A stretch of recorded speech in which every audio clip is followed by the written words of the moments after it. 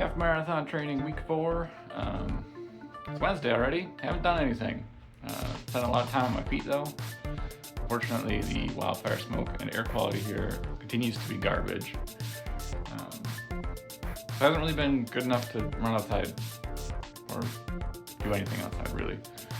I've had off work all week.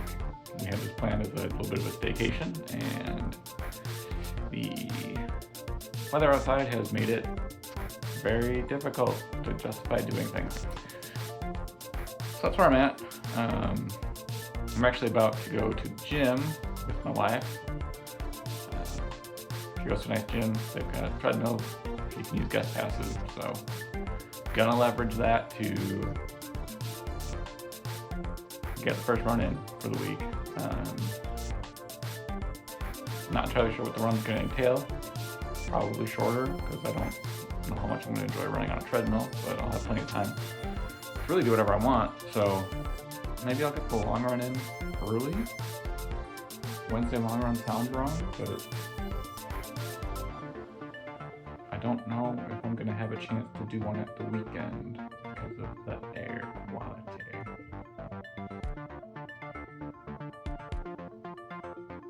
Yeah, very, very frustrating. I'm kind of in the stage now where early mileage building is really important to make sure that I can keep building until racing, and I can't get those base mileage in right now because of the weather. Not even the weather, the air. The air is not good. So, frustrating, but my legs feel great. It's super fresh. So, that's good. Okay. Situation update on week 4. It's already Friday. So, Wednesday, I did go to the gym with my wife. Got some time in on a treadmill. Ended up doing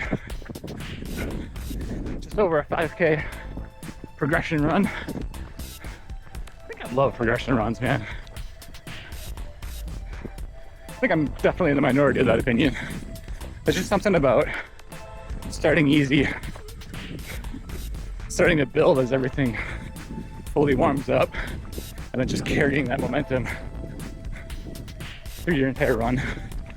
So I progressed from 10 minutes a mile to 7:30 by the end, bumping up the pace every K. It was pretty good. Afterwards, took time in the hot tub, and that completely wiped me out. So yesterday is definitely a rest day. Despite being a rest day yesterday though, there was a change in the winds. The nice cooler air for Canada that would have been great to run in but had a terrible air quality is now gone. It has been pushed north in favor of really hot, humid weather that you can at least run in. So got that going for me. Did go out last night with some friends. Did the tasting menu at Agency Cocktail Bar downtown. Definitely see why they were a James Beard finalist for Best New Bar in the world, which makes it like top 5. That's crazy. Really fun, really unique place. Definitely caters to those of the nerdy persuasion, but the drinks are good regardless, so highly recommend. Maybe not the best to be doing the night before a long run, but surely all of the tacos and quesadilla afterwards will make up for it. Definitely not going to regret that. So this long run's got some firsts in it. I just took first ever caffeinated gel. This is the Honey Stinger salted caramel latte.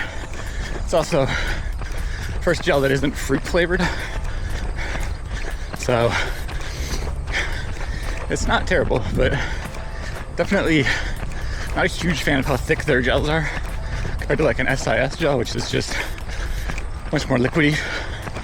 So I don't hate it. So we'll see how my body reacts to the caffeine. I feel like something like that towards the end of my half marathon for the last gel would be hopefully good, kind of give a little turbo boost at the end to get through it.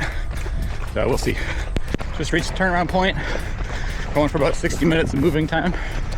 It was about 31:30 at the turnaround, just to cover some time lost waiting at intersections like usual. Overall, other than the heat causing my heart rate to be quite high, things are going pretty well. Another first for me. First time ever running with any kind of vest / backpack. I actually picked this up for biking, thinking that I'm nice to have something like this if I start going for really long bike rides that can hold a water bladder, as well as backpack storage for any other goods I need to keep, like a bike locker, food. I like it so far. I do think I made a noob mistake though, and left air in the bladder. So I assume you can hear it slashing around back there. It's certainly getting annoying, but I think that's on my bad. Overall, I think this vest fits pretty well. It is kind of rubbing on the back of my neck a little bit. I feel like that's probably normal. Something you probably just need to get used to. But yeah, it's holding up pretty good.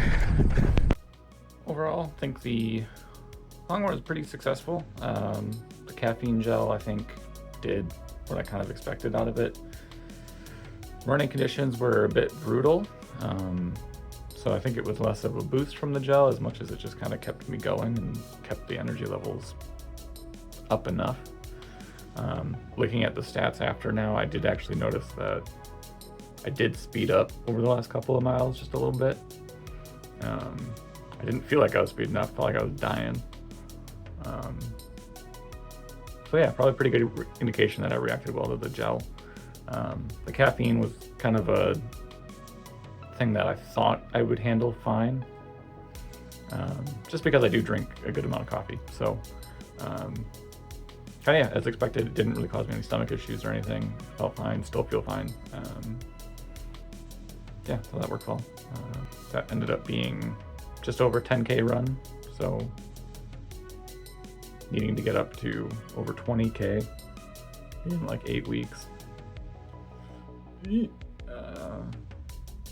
think I still need to be a little bit aggressive in building the mileage, but taking the easy run today on a Friday. If next week I don't do it until Sunday, I'll get a couple extra days for recovery time before going for an even longer run. So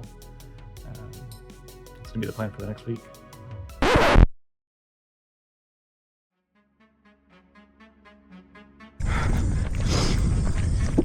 You join me now at the end of week 5.